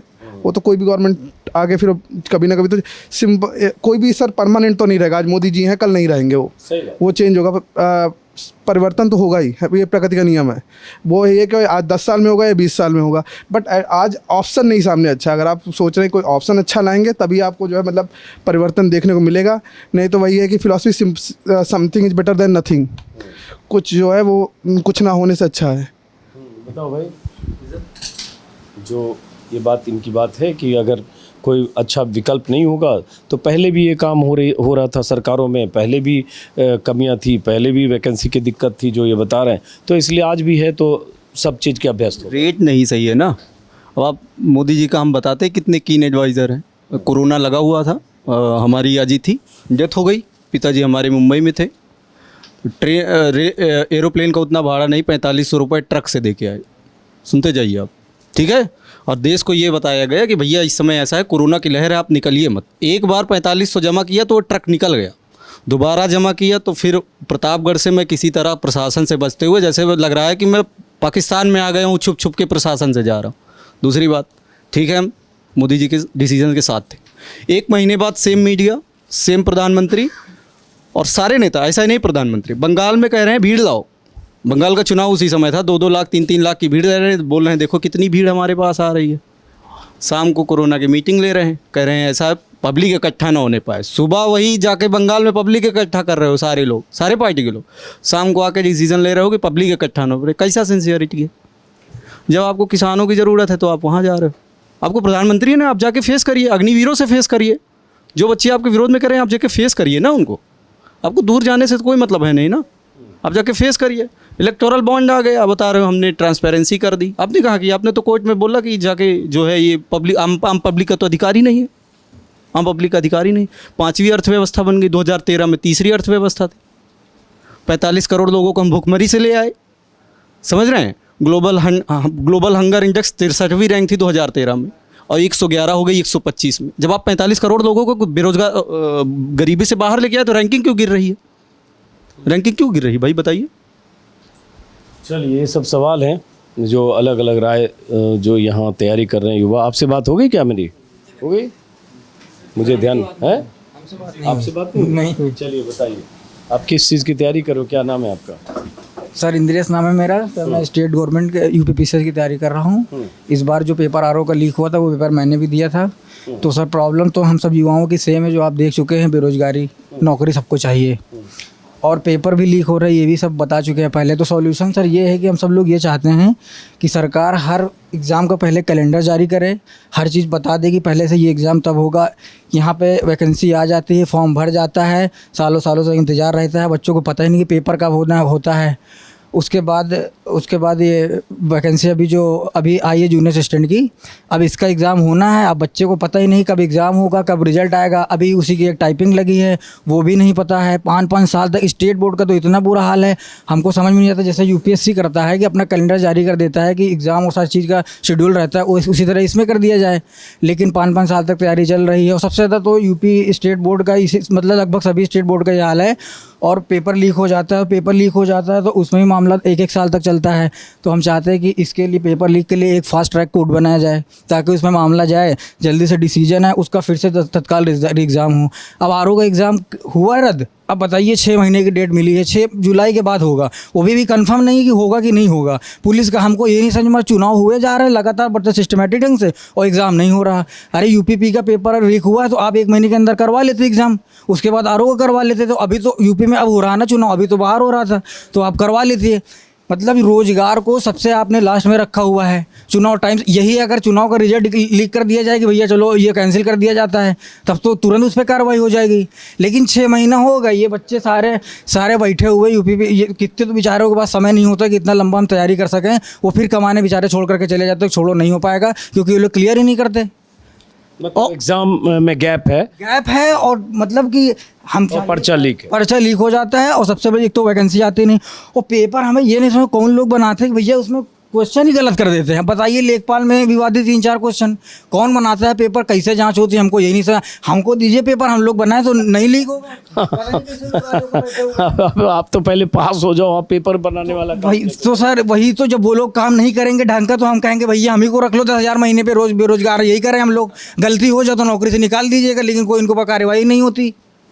ये बेचारे कोई अकाउंटेबिलिटी नहीं बेचारे। बताइए अब स्टेट बोर्ड क्या हाल है, कितनी वैकेंसी पेंडिंग पड़ी हैं। एक 5500 वैकेंसी आई है, उसका पता नहीं भैया 27 में ज्वाइनिंग होगी, परीक्षा कब होगी यही नहीं पता है। अगर पता चल जाए कोई बच्चा है कि चलो शायद एग्जाम के लिए 1 साल देते हैं, नहीं होगा तो हम कोई और अपना रोजगार देख लें। लेकिन बेचारा बच्चा इसलिए रहता है कि अब करा लो भैया, अब करा लो। रेलवे ग्रुप डी की वैकेंसी का नोटिफिकेशन 2019 में आया, परीक्षा उसकी कब हुई 2022-23 में जाकर, वो भी जब बिहार में प्रोटेस्ट हुआ, तोड़ फोड़ मच गया, तो परीक्षा सरकार ने सुना भैया करवा लो अब, और उसकी ज्वाइनिंग अभी तक चल रही है। उसके चक्कर में बेचारे सोचे कि चलो एक बार ट्राई कर लेते हैं, अगर हो जाता उसमें तो अपना कोई देख लेंगे प्राइवेट जॉब। तो इसलिए आता है, लोग कहते हैं सरकारी नौकरी अरे यार तुम वैकेंसी आप ठीक से निकालिए, जो काबिल होगा लेगा, नहीं होगा अपना काम देख लेगा। लेकिन ऐसा सिस्टम बना के 5 साल 7 साल बेचारा युवा डिप्रेशन में चला जा रहा है। ये बैठे हैं इतने दोस्त, इतने भाई तैयारी छोड़ दे, क्या कर रहे हैं। हम कह रहे हैं भैया वंस मोर चलो आपकी कांस्टेबल देख लो, लेकिन सरकार सुनती ही नहीं है। मतलब हम लोग बेवकूफ़ हैं सर। कितने परिवारों का मतलब जीवन मतलब इससे जुड़ा हुआ था, जो कांस्टेबल की वैकेंसी रद्द हुई, कितने बच्चों ने सपना था कि चलो इस बार हो जाएगा तो हम अपने छोटे भाई बहन को पढ़ाएंगे। एक जानते हैं कि आप एक सरकारी नौकरी से एक परिवार पल जाता है, प्राइवेट नौकरी 10-12 हज़ार में उतना परिवार नहीं पल रहा है। इसलिए हर बच्चा सोचता है लो ट्राई कर लेते हैं, अगर हो जाता तो ठीक है, नहीं तो हमारे पापा ठेला लगाते थे, हम भी लगा लेंगे। लेकिन लेकिन ये सरकार ये सबसे ज़्यादा रोजगार के मुद्दे पर इसलिए हम लोग आक्रोश है। और मंदिर मस्जिद के नाम पे कब तक वोट दिया जाएगा? अब वो जनता समझ चुकी है, अब इतना वो नहीं रहेगा कि तुमको मंदिर के नाम पे वही देगा जो अनपढ़ होगा। वो मंदिर मस्जिद हम लोग को खाने के लिए नहीं देगा, हम लोग को रोजगार चाहिए। और यदि आपके पास सरकारी नौकरी नहीं है कि भैया कह दो कि हम सब प्राइवेट कर रहे हैं, हम सब लोग आज से लाइब्रेरी छोड़ के चले जाएं। आप बता दीजिए कि नौकरी नहीं है। अगर नौकरी नहीं तो राहुल गांधी क्यों कह रहे हैं कि मैं 30 लाख नौकरी लेके आऊँगा? भाई पद खाली है, तो वो तो अपोजिशन पार्टी ये कह रही है कि मैं लाऊंगा। इसका मतलब पद खाली है, आप भर नहीं रहे, क्यों नहीं भर रहे ये भी बताइए। लेकिन रोजगार सबसे ज़्यादा तो सर मैं मीडिया से नाराज़ हूँ। सच बताऊँ, मैं इस देश की मीडिया मतलब मुझे शर्म आती है। प्रेस फ्रीडम इंडेक्स में आप जानते होंगे कि रैंक क्या है, ये 161 रैंक है ना। मतलब हमको इतनी बेशर्मी के साथ मीडिया, वो तो ये पेपर लीक मामला चला गया मीडिया में, जाकर के इस पर एक्शन हुआ नहीं। हमको नहीं लगता था पेपर रद्द होगा, क्योंकि भैया पता चल गया सबका। अब जान गई बीजेपी की यार अब तो सबको पता चल गया, रद्द करो नहीं तो दिक्कत हो जाएगी। समझ रहे हैं? तो मीडिया का तो इतना हाल हमको, ये मैं न्यूज़ चैनल खोलता हूँ, मैं समझ नहीं, ये कॉमेडी चल रहा है कि सीरियस चल रहा। केजरीवाल क्या खा रहे हैं वो नज़र है, मणिपुर में किसने खाया, और लद्दाख में प्रोटेस्ट चल रहा है उनको ये खबर नहीं है। नहीं, बांगचुक बैठे हैं, बांगचुक बैठे 21 दिन से बंदा बैठा हुआ है। आपने 6 शेड्यूल में उसको डालने की मांग की थी, उसको उस पर नहीं देख रहे हैं। और मोदी जी अब नहीं, इस बार नहीं गए प्रचार करने, वहाँ मणिपुर नहीं गए प्रचार करने। और कश्मीर में चुनाव ही नहीं लड़ रहा है, क्योंकि उनको पता है कि होना कुछ ही नहीं है। तो भैया ऐसा है कि अब रोज़गार चाहिए युवाओं को, और दिक्कत बहुत ज़्यादा। युवा पूरा डिप्रेशन में, आक्रोश में है। इन सबकी भाषा अलग है, लेकिन बताने का तरीका अलग है, लेकिन भाव वही है। बेरोजगारी अपने चरम पे है। पकौड़ा हर व्यक्ति नहीं बेच सकता। यदि आप बोल दीजिए कि मैं सरकारी नौकरी नहीं दूंगा, मैं कल ही पकौड़े का ठेला लगा लूँ, पापा कह देंगे नौकरी आएगी नहीं, देख लीजिए मोदी जी बोल रहे हैं। और बता दीजिए कि भैया हम सब प्राइवेट कर रहे हैं। तो मोदी जी ने तो कहा ही था कि पकौड़ा रोजगार, पकौड़ा भी एक रोजगार है। वो सुधीर चौधरी को इंटरव्यू में कहा। हाँ, वो स्क्रिप्टेड होता है, वो एक्टिंग होती है, वो इंटरव्यू नहीं होता है। वो पहले से पता होता है। हमको ये नहीं समझ में होता कि भैया इंटरव्यू के लिए आप रखिए बाकायदा, उन लड़के को रखिए, वो पूछे क्वेश्चन, पता नहीं कैसा क्वेश्चन आप पूछते हैं, हमको ये नहीं समझ में आ रहा। स्क्रिप्टेड क्वेश्चन होता है, उसमें भी आएंगे पहले से फिक्स रहेगा ऐसा ऐसा। अरे आप जिसको दीजिए, जो आपका विरोध करता हो उसको दीजिए, उसका जवाब दीजिए, संतुष्ट कीजिए जनता। ये मीडिया तो सर, मीडिया का स्तर मैं कह रहा हूँ, मीडिया के इतिहास में सबसे ज़्यादा गिरा हुआ स्तर है। मेन स्ट्रीम में मीडिया की बात कर रहा हूँ, कोई मीडिया देखना पसंद नहीं करता है। मैंने पापा से कह दिया, पापा इसको बंद कर दो, कोई ढंग का चैनल देखो। इससे अच्छा है कि तुम कोई पुराना गाना लगा दो, अमिताभ बच्चन की मूवी लगा के देख लो। ये कॉमेडी चल रही, कोई मतलब नहीं इसका। जो रेलेवेंट मुद्दे हैं उनको उठाते ही नहीं, मुझे समझ में नहीं। सुने कि नहीं कि मोदी जी ने कहा है कि आपके पास 2 भैंस है तो एक भैंस कांग्रेस खोल लेगी, 2 मकान है तो एक मकान ले लेगी, 2 बाइक है तो एक बाइक लेगी। उन्होंने कोई ऐसा मैनिफेस्टो पढ़ा है जो कांग्रेस के उस मैनिफेस्टो के किसी पन्ने में, किसी सेंटेंस में नहीं है। लेकिन उसके बाद मुसलमान और ये मंगलसूत्र, ये सब सुन रहे हो कि नहीं? हम सुन रहे हैं, बिल्कुल सुन रहे हैं। कांग्रेस का मैनिफेस्टो भी मैंने देखा है। कांग्रेस के मैनिफेस्टो में ऐसी कोई बात नहीं है। पढ़ा लिखा व्यक्ति ये बात जान रहा है। लेकिन मोदी जी ये जान रहे हैं कि हमको जो लोग सुन रहे हैं उन्होंने मैनिफेस्टो कांग्रेस का नहीं पढ़ा है, तो हम जो पढ़ेंगे भी नहीं, जो हम पढ़ेंगे भी नहीं, और बोलेंगे वही ब्रह्म वाक्य है। आज शिक्षा का फायदा सबसे ज़्यादा उठाया है तो किसी इस गवर्नमेंट ने उठाया है, क्योंकि 2016 में जियो आ गया, डिजिटल क्रांति है कि फ्री में नेट चलने लगा। और बीजेपी का IT सेल एक्टिव है कि भैया ये है। और व्हाट्सएप यूनिवर्सिटी अलग से चल रही है, उसमें गांधी के बारे में कुछ मती से बैठ। अरे सर बिल्कुल बैठ जाइए। यूनिवर्सिटी से पढ़ रहे हैं लड़के। हम तो देखें इनके बीजेपी के जो नेता है, मतलब युवा नेता है। आप एक लड़की बोल रही थी 99 ईयर्स के लिए मिली है लीज पे आज़ादी। अब बताइए मतलब किस स्तर के ये लोग, आप समझ रहे हैं लोग कैसे इनकी पढ़ाई चल रही है। गांधी को बता दो उल्टा सीधा, नेहरू ने ये किया था, वो किया था। अरे यार आप क्या कर रहे हैं, आप बताइए ना क्या किया था उन्होंने। तो जो किया चलिए कर दिया, चलिए मैंने माना वो बुरे थे, तो क्या आप भी वही करेंगे? आपको तो इसीलिए लाया गया था ना कि आप रोज़गार लाइए, परिवर्तन कीजिए। और युवाओं को तो सर बता रहा हूँ मैं, हर व्यक्ति नाराज़ है, किसी भी जाति का हो, किसी भी धर्म का हो, सब नाराज़ हैं। नहीं, उधर जो थे 1-2 वो नाराज़ नहीं है, वो कह रहे हैं सबसे। ये थोड़ा जस्टिफाई करने की कोशिश कर रहे थे, हमारी इनकी बहस होती रहती है। ये भी नाराज़ नहीं है, उधर वाले भी नाराज़ नहीं है। कौन वाले? मैं अपनी बात को सही तरीके से नहीं कह पा रहे हैं, क्योंकि देखिए सर, बेरोजगारी एक बड़ा मुद्दा है। हम लोग सबसे पहले युवा हैं, युवा के साथ जो है विद्यार्थी हैं। हमें क्या चाहिए सर? हम रोज़गार की तलाश में हैं। रोज़गार हमारा मेन मुद्दा, हमारा किसी भी पार्टी से कोई लेना देना नहीं सर। अभी तो सर हम पढ़ाई कर रहे हैं, तो कोई राजनीतिक उसमें तो है नहीं दल में। तो मेरा प्रॉपर मुद्दा है बेरोजगार को रोजगार में बदलने का। सरकार लगातार चुनावी मुद्दों में, कोई भी सरकार रही हो, लगातार इस बात को 100% दावे के साथ कहती है कि जब भी मेरी सरकार आएगी मैं इस बार युवाओं को इतना रोजगार दूंगा, मैं इस बार युवाओं के लिए ये करूंगा, युवाओं में इतनी नौकरी दूंगा। अब हालांकि सरकार इस समय हमारे प्रधानमंत्री श्री नरेंद्र मोदी जी की चल रही है, लगातार 2 पंचवर्षीय उनका कार्यकाल पूरा हो गया है, तीसरे के लिए वो तत्पर हैं। तो चूँकि जो हमारा टाइम पीरियड है वो इन्हीं के टाइम पीरियड में आता है, तो कांग्रेस ने जो किया उसके लिए हम उतना परिपक्व नहीं थे उस समय, लेकिन मेरा ये जो टाइम पीरियड है, मेरी उम्र का, मेरी रोज़गार पाने का, वो मोदी जी के कार्यकाल में है। तो मैं सर्वप्रथम उनसे यही कहना चाह रहा हूँ, मोदी जी ने कहा था, आपने भी सुना होगा, आपने दिखाया भी होगा कि 2 करोड़ रोज़गार की बात उन्होंने कही थी। उन्होंने, मैं ये मान रहा हूँ कि उन्होंने डायरेक्टली ये नहीं कहा था सरकारी और गैर सरकारी के लिए, लेकिन कहा था 2 करोड़ रोज़गार मैं दूंगा। क्या वास्तव में पूरे प्रदेश में, पूरे देश में 2 करोड़ रोज़गार दिया गया? नहीं दिया गया सर। बात रहेगी गवर्नमेंट सर्विस की, इन्होंने तो अभी जो ताज़ा मैनिफेस्टो है उसमें नौकरी देने का जिक्र भी नहीं है सर। बिल्कुल नहीं है, क्योंकि इनकी रणनीति क्या है कि धीरे धीरे गवर्नमेंट जॉब को पीपीपी मॉडल पर आधारित कर दे रहे हैं, प्राइवेट पार्टनरशिप पर ही दे रहे हैं कि हमको कोई भी विभाग पे निर्भर नहीं, डिपेंड नहीं रहना है, हमको प्राइवेट कर देना है। उस पर कुछ बड़े लोगों का, क्योंकि प्राइवेट, उन्हें जिनके पास ज़्यादा पैसा होगा, फंड होगा, वही लोग प्राइवेट कर पाएंगे। आम जनता तो प्राइवेट में हिस्सेदारी अपनी दे नहीं पाएगी, पार्टिसिपेट कर नहीं पाएगी। तो जो बड़े वर्ग के लोग हैं, जिनके पास बहुत सारा पैसा है, वो हर क्षेत्रों में उनको जो है इन्वॉल्व कर दे रहे हैं, जिससे सीधा नुकसान हमारे छोटे भाइयों को, मिडिल क्लास की फैमिली को, किसानों को और बेरोजगार युवाओं को सीधा सीधा नुकसान पहुंच रहा है सर। इस बात को लेकर के बात हो गई रोजगार की, जिसे सर उन्होंने कहा कि पकौड़ा तल लीजिए का वो भी रोजगार है। तो मैं सर ये पूछना चाह रहा हूँ आपके माध्यम से, कोई बात नहीं है, पकौड़ा बेचना कोई बुरी बात नहीं है, लेकिन क्या देश का सारा युवा पकौड़ा बेचेगा सर? पढ़ने लिखने का कोई औचित्य नहीं रह जाएगा? हमने जो पढ़ाई की है, मेरे माँ बाप ने जो सपने देखे हैं, मेरे समाज ने जो सिखाया, वो पकौड़ा बेचने तक सीमित रह जाएगा सर? सर पढ़ाई का मतलब क्या होता है सर? देश दुनिया। पकौड़ा बेचना भी कोई गलत नहीं है, लेकिन ये जो इस तरह से कहा गया कि पकौड़ा बेचना भी रोज़गार है, तो जाहिर है इस लाइब्रेरी में बैठ के पढ़ाई करके, कोई MA BEd करके और प्रतियोगी परीक्षाओं की तैयारी इसलिए तो कर नहीं रहा, पकौड़ा बेचना है। पकौड़ा बेचना है तो खुद ही तय कर लेगा वो, मोदी जी की सलाह की भी ज़रूरत नहीं है। मोदी जी जब पैदा नहीं हुए होंगे तब भी देश में पकौड़ा बेचा जा रहा था और सदियों से बेचा जा रहा है, उसमें उनका कोई कंट्रीब्यूशन और है नहीं। लेकिन ऐसा पकौड़ा उन्होंने बोल दिया जैसे उनके सलाह के बाद ही देश में पकौड़ा बनना शुरू हुआ, उसके पहले लोग पकौड़ा बनाना नहीं। पकौड़ा से एक क्वेश्चन और भी मैं पूछना चाह रहा हूँ, अगर देश का सारा युवा पकौड़ा ही बेचेगा तो खरीदेगा कौन? अगर मान लीजिए सारे लाइब्रेरी के जितने भी बच्चे हैं सब चौराहे पे पकौड़े की दुकान खोल लेंगे, तो आप ये बताइए कि गैस का खर्चा नहीं निकलेगा? 1200 रुपये सिलेंडर है सर, और दिन की दिहाड़ी तो बहुत दूर की बात है, मजदूरी तो बहुत दूर की बात है सर। 2 करोड़ पकौड़े वाले अब की 2 करोड़ वोट भी डालेंगे। युवाओं से अगर पकौड़ा वाला ही रोजगार देना, तो आप 14 में आते ही बोल दीजिए कि भैया यही रोजगार है, हम नौकरी वोकरी सरकारी नहीं देंगे। उस समय हम लोग का ट्रोल था, हम लोग अपना निकलते कोई और काम हम कर, इसमें कहे जाते, इसमें ना करते। हम लोग बता देते कि सर यही रोजगार करवाना है आपसे। इतना देर में बताया पकौड़ा बेचवा, तो बहुत देर हो चुकी थी हम लोग को। अब इसमें आ गए हैं, इसमें फंस गए हैं हम लोग ट्रैप में। मैं कहना चाहूँगा आपसे कि सर ये तुलना करते हैं अपनी USA से, स्विट्जरलैंड से, इंग्लैंड से, क्या वहाँ के युवा भी पकौड़ा बेचते हैं सर? सर आप तो शायद गए होंगे, या फिर पकौड़ा तो कहीं भी बेचा जा सकता है, लेकिन वो किसी की जो है ना, वो चॉइस नहीं होगी कि मैं पढ़ लिख कर पकौड़ा बेचूं। और बेचेगा भी तो अलग ढंग से कुछ बनाएगा, चाय वाला बहुत चलने का मतलब ये है सर कि जो USA है, इंग्लैंड, जिसे आप तारीफ करते हो कि मैं विश्व गुरु बन गया हूँ, मेरी वर्ल्ड में पॉपुलर इतनी ज़्यादा बढ़ गई है, तो मैं ये कहना चाह रहा हूँ कि वहाँ के सारे युवा पकौड़ा बेचते हैं, ऐसा तो है नहीं सर? सारे युवा वहाँ पर, मोदी जी ने भी ये नहीं कहा कि सारे युवा पकौड़े बेचें, वो कह रहे पकौड़ा भी बेचो।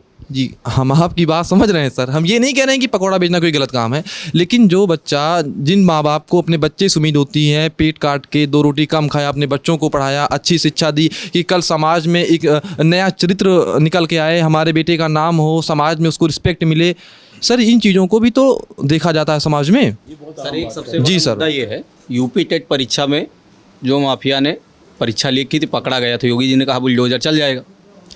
यूपी पुलिस की परीक्षा में भी वही पकड़ा गया। आप डेटा उठाकर देखोगे, जितने पकड़े जा रहे हैं पिछले 5-6 साल में, परीक्षा में जेल भी जाते हैं और तुरंत जमानत में भी जाते हैं। कहाँ है सरकार के वकील? कौन छोड़ रहा है इनको? अखिलेश की सरकार है, राहुल गांधी की सरकार है, किसकी सरकार है बताइए आप? ये नौकरी मैनिफेस्टो में है ही नहीं, कहाँ से सजा मिलेगी उनको? ऐसा नहीं है। आपकी कह रहे हैं गैस सस्ती करेंगे, 500 में राजस्थान में बिक रहा है, यहाँ यूपी वाले का पता ही नहीं ना। यहाँ योगी जी हैं, उनको 1000 में बेच रहे हैं। मतलब आप देश को ऐसे बांट रहे हो, 500 में उनको दोगे, 500 में स्पेशल क्लास जनरेट कर रहे हो। जहाँ चुनाव है वहाँ के लिए अलग वादे। पहले तो आप कह दिए कि धारा 370 बढ़िया है, हटा दिए, पूरे देश में प्लान कर दिए। राहुल गांधी बोल दिए कि इसको पूर्ण राज का दर्जा देंगे। 2 साल आपने चलाया कि ये तो देशद्रोह है, ये कैसे? मोदी जी जाके उस दिन क्या बोले कि हम चुनाव के बाद जम्मू कश्मीर को पूर्ण राज का दर्जा देंगे। अब क्यों पलट रहे हो? 2 साल में आप पलट रहे हो अपने हीरो को। और चुनाव तो ऐसा लगता है जैसे हम भूतकाल में, भविष्य काल में है ही नहीं। लोग जाओ तो पहले नेहरू को, नेहरू को, नेहरू को, नेहरू को, नेहरू को, नेहरू को, नेहरू, उसके बाद फिर आप बताओ कि जैसे ये लोग 2014 के बाद देश आज़ाद हुआ, इसे लोगों को टिकट दे दिए कि हम लोगों को पढ़ना बेकार हो गया, हिस्ट्री का पढ़े का ना पढ़े, उनको देख के तो क्रोध आता है। 2014 के बाद बता रही देश आज़ाद हो गया, इनको देख के क्रोध आता है। कंगना रनौत उनको टिकट भी दे दी। ऐसे टिकट कहो कि किताबें जला दे हम लोग, और क्या बताइए आप। 2014 के बाद देश आज़ाद हुआ, ऐसे लोगों को जाके संसद में कानून बनाएंगे। जो देश भगोड़े हैं वो कानून बना रहे हैं, सबसे बड़ी चीज़ यही है। एक दिन तुम जेल चले जाओगे, 2 दिन तुम्हारा नौकरी में डिवी नहीं हो पाएगा। और 2014 के बाद पता नहीं कैसे लोग मीडिया वाले उनको बिठा लेते हैं। लेकिन कंगना रनौत अगर जीत गई तो आपको ये भी पता होगा कि सांसद को, विधायक को लॉ मेकर कहा जाता है। वही तो कानून, तो लॉ मेकर होगी, वो कानून बनाएंगे कि ऐसा है। देखिए अभी 2023 में आपकी परीक्षाएं आएंगी, 2033 में कितने लोग कह रहे हैं भैया होगा ही नहीं, न चुनाव होगा न कुछ होगा, लास्ट चुनाव है। एक विधायक बोल भी दिया लास्ट चुनाव है, न नौकरी न काम। अच्छा नौकरी का भी देखिए सर, हम आपको बता रहे हैं नौकरियां कम नहीं है इस देश में। ये बात फैक्ट है कि जितना लेबर फोर्स है उससे ज़्यादा नौकरियां हैं। लेकिन जैसे अभी अब क्या कहते हैं, IIT बॉम्बे का डाटा है, वॉलंटरी जॉब्स होती है कि लोग कौन सी नौकरियां चाह रहे हैं, स्किल के हिसाब से क्या उनको नौकरियां मिल रही हैं। अब जैसे बीटेक वाला है IIT बॉम्बे वाला, वो 30,000 की जॉब नहीं करेगा सर, ठीक है। IIT बॉम्बे टॉप इंस्टीट्यूट में, मतलब वर्ल्ड लेवल पे टॉप इंस्टीट्यूट में आता है। तो वॉलंटरी जॉब दूसरी जॉब है, disguise employment, seasonal employment, structural employment. लेकिन ये बताओ सबको नौकरी भी तो नहीं दी जा सकती ना, उसके लिए सारे बाकी अपॉर्चुनिटीज़ है, स्वरोजगार है, प्राइवेट जॉब है। कैसे सरकार, कोई भी सरकार, दुनिया की किसी भी देश की सरकार सबको सरकारी नौकरी तो नहीं दे सकती है। तो बात तो करिए, नए तरीके तब निकलते सर। एक स्वरोजगार को बढ़ावा देने, वैसा माहौल हो, वैसा वातावरण हो, उसके लिए वैसा सारा सिस्टम हो। सेल्फ मीडिया में अगर इस देश में हिंदू मुसलमान, ठीक है, भारत पाकिस्तान के अलावा रोजगार पे बात हुई होती तो शायद हम लोग 1-2 करोड़ नौकरियां जो मोदी जी ने बोली थी जनरेट भी हो जाती, ठीक है। इनफॉर्मल नौकरियां हैं, ऐसे नहीं। ये बहुत अहम बात कर रहे हैं। और देखिए आप सब लोग युवा हैं, ये हिंदुस्तान, पाकिस्तान और ये मुसलमान और मटन, मुगल, मछली, मंगलसूत्र हो ही इसीलिए रहा है कि चुनाव के समय ये रोज़गार और बाकी सारे मुद्दे आप फिर किनारे करिए और उसके आपके दिमाग में ये हो जाए कि ये जो है आपके पास, किसके पास यहाँ भैंस है भाई? कुछ लोगों के पास भैंस है कि नहीं है? भैंस है? भैंस वाले कौन कौन लोग हैं आप? भैंस का जिक्र मोदी जी ने किया है। पता है मोदी जी ने भैंस को लेकर क्या कहा है? किसी ने सुना है PM का बयान? अच्छा, परसों उन्होंने कहा है कि 2 भैंस अगर है तो 1 भैंस आपकी कांग्रेस ले लेगी। मंगलसूत्र पे सुना था तो घर वालों को बता दिया कि मंगलसूत्र अब बचा लो, इसके बाद नहीं, अब की बिछिया का नंबर है, तो अब सुनो ही मत। बिछिया गायब होगी, खटिया गायब होगी, घर गायब होगा। चलो महाराज जरा अब इधर भी बात करते हैं, कुछ लड़के आ गए हैं, आप लोग यहीं बैठे रहिए, आता हूँ। या आप लोग इधर आओ, यहाँ पे आओ, यही इधर से ही बात करते हैं, यहाँ आ जाओ।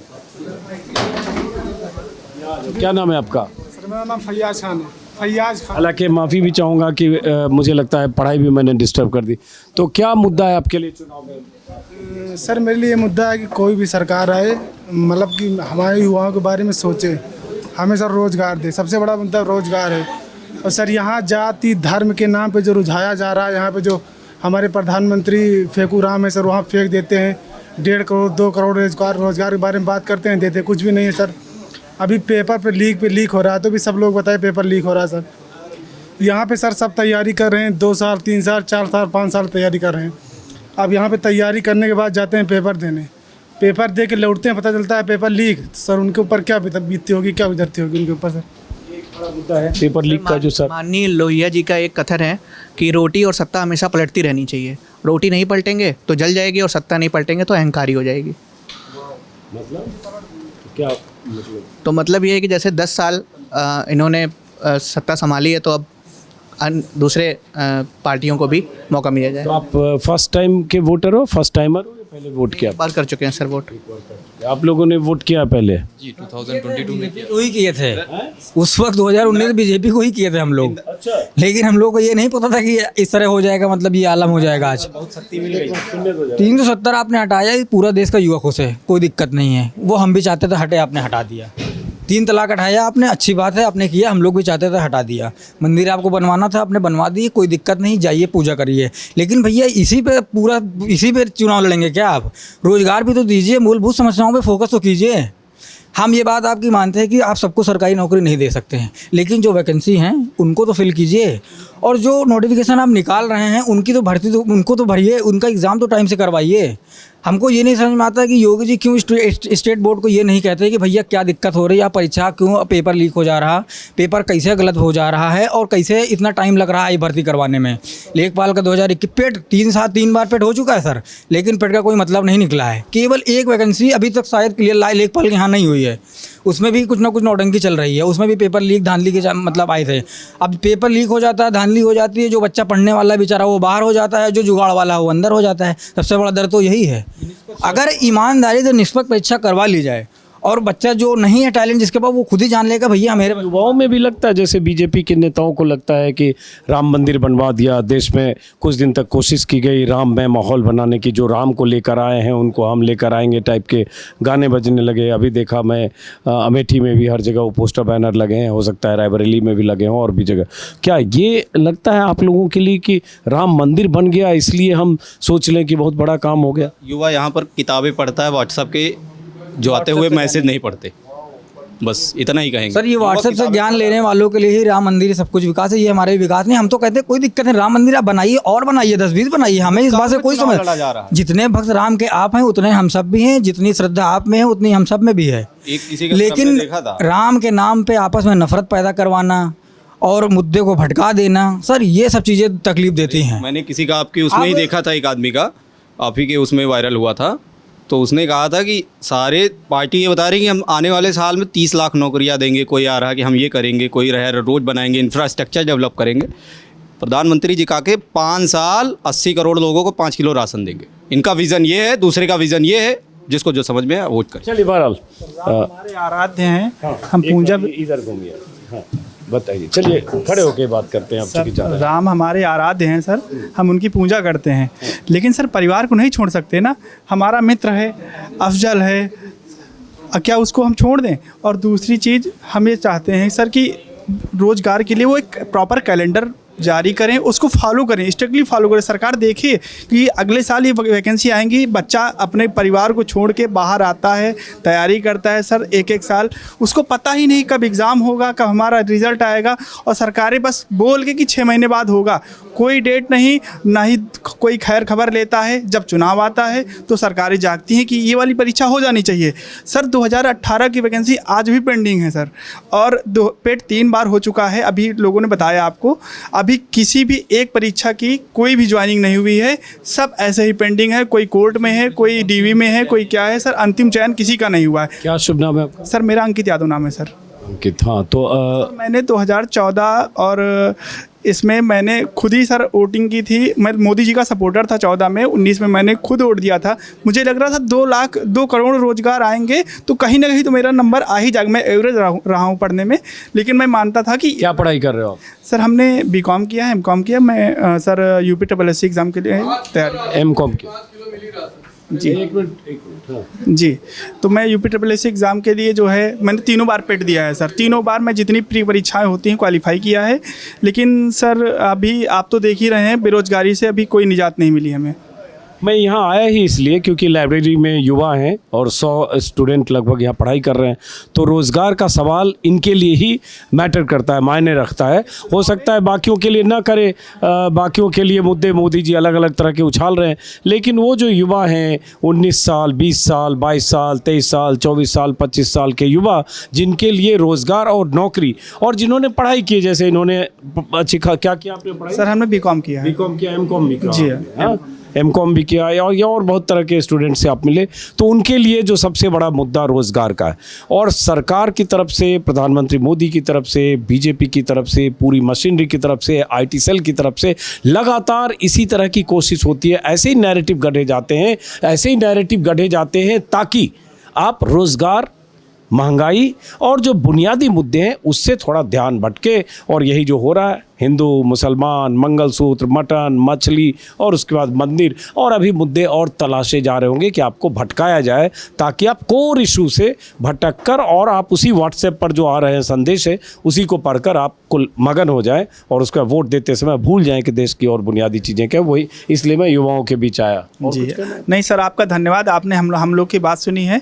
नहीं तो नेशनल मीडिया तो हमारी बात ही गायब कर रखा है, उसको ध्यान ही नहीं है कि युवा भी हैं इस देश में जो बेरोजगार हैं, भटक रहे हैं, पढ़ रहे हैं, तपस्या कर रहे हैं, वो मोदी जी की वो क्लिप चलाते हैं जो 10 मिनट के लिए वो आंखें बंद करके बैठ जाते हैं। यहाँ कितने बेरोजगार हैं आप देख लीजिए घूम के, सारे बच्चे सुबह से आते हैं भूखे पेट, कोई क्या करता है, कोई बाहर रहता है, किसी कोई खाता है नहीं खाता है, सब लगे रहते हैं, सब अपने अपने हिस्से की मेहनत सब कर रहे हैं। लेकिन सर कोई देखने वाला, कोई दिखाने वाला, सुनाने वाला नहीं, और इसकी जिम्मेदार हमारी मीडिया भी है सर। जो देश की हालात हैं इस समय, जो भी हो रहा है किसी के साथ, मीडिया को साफ साफ वैसे ही दिखाना चाहिए। कोई भी बात होती सर तोड़ मरोड़ के, मोड़ के उसको स्तंभ बोला गया है कि मीडिया कॉन्स्टिट्यूशन का एक अभिन्न अंग है, उसको भुलाया नहीं जा सकता है। लेकिन आज एक ऐसा माहौल बन गया है हमारे देश में, और मीडिया तो मतलब वो जैसे कई जो है प्रोटेस्ट पे हम देखते हैं कि जो विपक्ष के लीडर होते हैं इस बात को बड़े स्तर से बड़ी मजबूती के साथ कहते हैं कि आपको क्वेश्चन वहाँ से आया होगा, वही क्वेश्चन आप पूछना चाह रहे हो। और मैं भी ये कहीं ना कहीं इस बात से सहमत हूँ कि वो मेन फोकस करते ही नहीं है कि युवा कहाँ है, वो किसान कहाँ है, मिडिल क्लास की फैमिली का जो रेट है, महंगाई कहाँ है, इन चीज़ों को उनको बिल्कुल फोकस नहीं है। वो चीज़ वही दिखाना प्रायोरिटी रखते हैं, पसंद करते हैं, जो चीज़ें उनको उसके लिए जो है जो पसंद, आपने शब्द बोला ना, तो एक गाना है, जो तुमको हो पसंद वही बात करेंगे। तो मीडिया का बड़ा तबका वही बात करता है जो मोदी जी को पसंद है।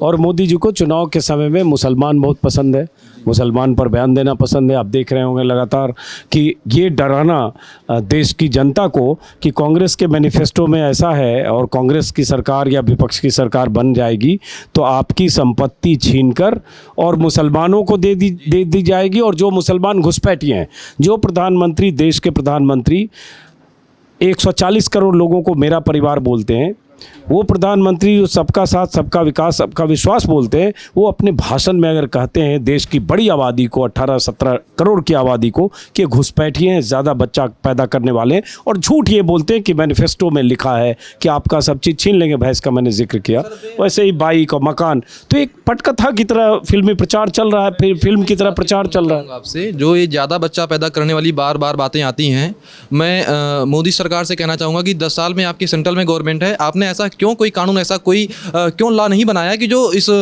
जनसंख्या पॉपुलेशन पर नियंत्रण कर सके, उस पे जो है आपने क्यों कोई कानून नहीं बनाया? आप फर्टिलिटी रेट पर जाएंगे अगर प्रजनन दर, तो वो गिरा है। नहीं गिरा, वो अलग की बात है सर। नहीं, अगर आपको लगता है, जैसे आप बार बार बोलते हो 6 बच्चे, 7 बच्चे, 8 बच्चे, तो आप एक नियम बना दीजिए 2 बच्चे, 3 बच्चे का, जो आपके अकॉर्डिंग हो। आपकी 10 साल में सेंट्रल में और स्टेट में गवर्नमेंट है आपकी, आप क्यों उस बात पर एग्री नहीं होते हो? मुझे लगता है इस सरकार ने शिक्षा का सबसे अच्छा फ़ायदा और एक हथियार के तौर पे इसको प्रयोग किया है कि वो ऐसी बातें बोल देते हैं। ऐसा होता है ना सर, ऐड में दिखाते हैं कि इस साबुन से धुलिए तो ऐसा हो जाएगा, या फेयर एंड लवली लगाइए गोरे हो जाएंगे आप, बस सेम ऐसा ही है। प्रचार बहुत अच्छा होता है, रियल में क्या होता है ये आपको भी पता है, हमें भी पता है। और अशिक्षा को एक हथियार कैसे बनाया जाता है, ये हमारे नेताओं ने हमें बहुत अच्छे से। महिला सशक्तिकरण पे बोलेंगे, 2014 के पहले पुरुषों के नाम गैस सिलेंडर रहते तो 400 हुआ, मतलब सरकारें आई, सारी जगह की सरकारें आई, तो ऐसा महिला सशक्तिकरण हुआ, वो 4 इनका नाम कनेक्शन दिया गया, फिर 400 से सीधा महिलाओं को सशक्त करके 1000 में सिलेंडर अब दे रहे हैं, महिला सशक्तिकरण हो गया। चलिए बहरहाल, तो अब इसको चूँकि वीडियो लंबा हो गया, ख़त्म करेंगे। अब स्टूडेंट आप लोग अपनी पढ़ाई करिए। माफ़ी चाहूँगा, मैंने लगभग 40-50 मिनट आपको डिस्टर्ब किया। आप पढ़ाई नहीं कर रहे हो, कुछ दिख नहीं रहा है यहाँ पे? सर वहाँ बैठते हैं, वहाँ बैठे हैं, इधर भी कुछ नहीं दिख रहा है। अब बल्कि एक लड़का रील बनाता हुआ दिख रहा था, रील देखता हुआ, तो हमने कहा भैया वीडियो में आ जाएगा, आपके घर वाले जान जाएंगे कि तो रील देख रहा है बैठ के यहाँ पे। चलिए बहरहाल चलते हैं, पढ़ाई करिए आप लोग। बहुत बहुत शुक्रिया, बहुत बहुत शुक्रिया, बहुत बहुत शुक्रिया, बहुत बहुत शुक्रिया, बहुत बहुत शुक्रिया, बहुत बहुत शुक्रिया। आपकी पढ़ाई खत्म? जी पढ़ाई खत्म हो गई आप लोग? हाँ जी, अभी तो कोचिंग से आ रहे हैं। कोचिंग से आ रहे हैं, चलिए चलते हैं बाहर की तरफ। बहुत बहुत शुक्रिया। तो ये रायबरेली का, ये लाइब्रेरी का क्या नाम है? नाम है कौन? Self study zone. Self study. बहरहाल तो ऐसा, अब चलिए कोई नहीं, अब ख़त्म करते हैं, उनको डिस्टर्ब नहीं करेंगे। चलो चलिए चलते हैं, फिर मुलाकात होगी। चुनाव का मौसम है, ऐसे अलग अलग जाते हुए देखते हुए जो देखूंगा दिखाता रहूँगा। समाज के हर तबके से बात करने की कोशिश करता हूँ। फिलहाल रायबरेली से नमस्कार, शुभ रात्रि।